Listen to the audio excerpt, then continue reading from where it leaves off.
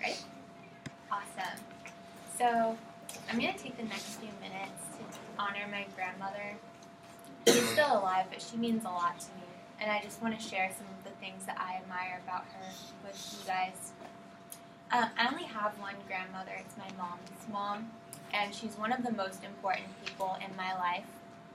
She's so sweet and so caring. And I see her on a weekly basis at least.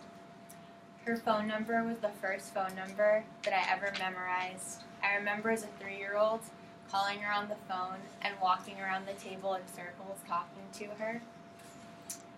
Also, I remember sleeping over at her house and never eating dinner.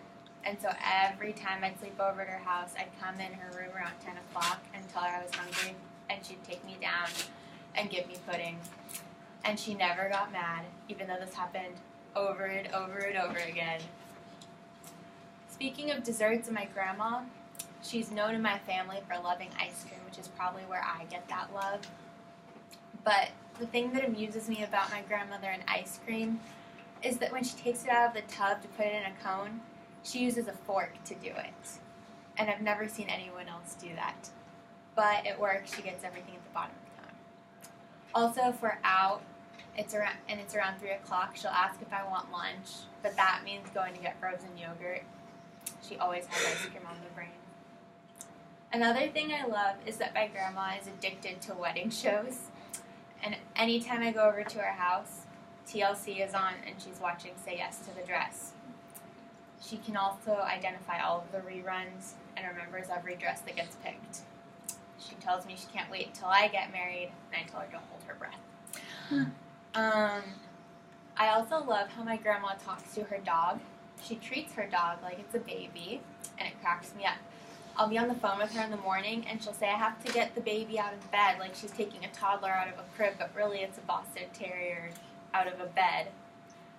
When she goes to feed her Boston Terrier dinner, instead of saying, Veronica, here's your food, she starts listing off the people food that's incorporated with the dog food. So she'll say, Veronica, come get your chicken and your carrots and your string beans or whatever's in it that day.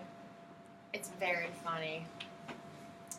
My grandma cracks me up, and I have so many memories with her, and I can't wait to make even more memories, because every day with my grandma is a different adventure with a different story. And if you ask her to tell some of her stories, they're crazy. They usually start with the phrase, I used to be fun, I used to be a party girl.